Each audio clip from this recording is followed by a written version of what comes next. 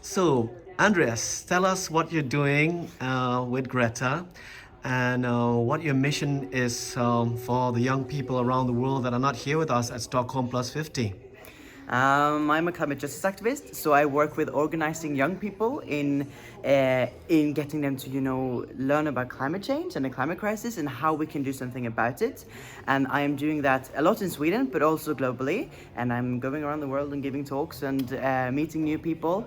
And I'm organizing protests and different events where we reach new people through music and through culture, through authors, in order to really set a sparkle among young people and among everyone in order to so they also mobilize and get into protest and start talking about this issue that we all have to talk about and learn and solve.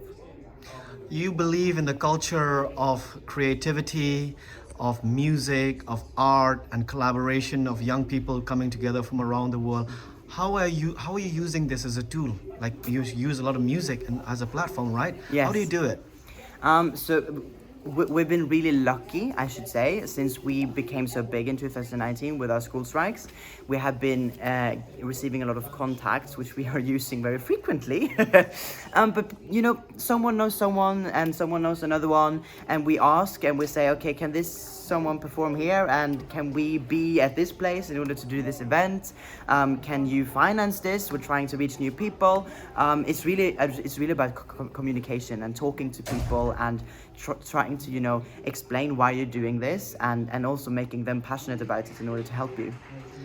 Remember, I said building a global database for young people in the north or in richer countries, helping poorer colleagues in the south that are mainly in danger zones. So, what is your message to them, or how would you better organize yourself to have an impact at a global scale, especially after 50 years of Stockholm?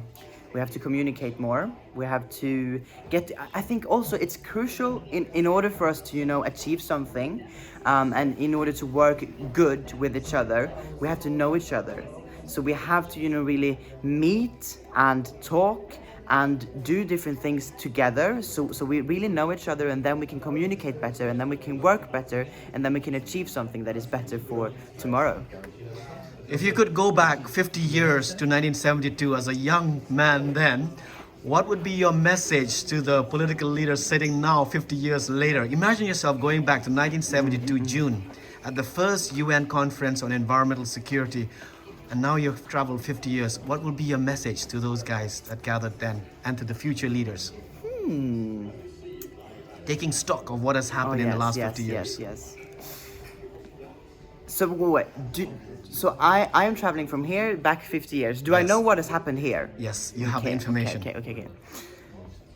So I would probably tell them that if you are alive in 50 years, you will probably see this and this and this. If you don't do this and this and this, you have to stop cutting down the trees and the forests. We have to really restore the ones we've destroyed. We have to stop using being dependent on fossil fuels because it's not working, it's not sustainable.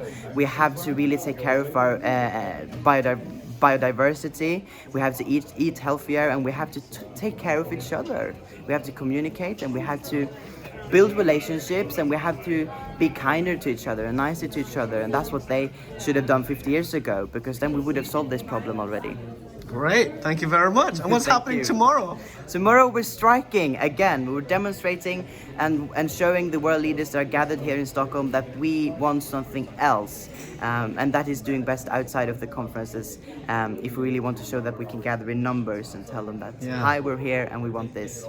So, can you, over the top of your head, remember how many trees you guys have planted globally or in projects to take? Of course, it's nice to protest and demonstrate, but what about real action that Fridays for Future has done globally, like saving lives, plant trees, restore? Do you have any data on that? Not confirmed, but I think it's around 1 million trees we planted in Africa. Amazing. Which countries?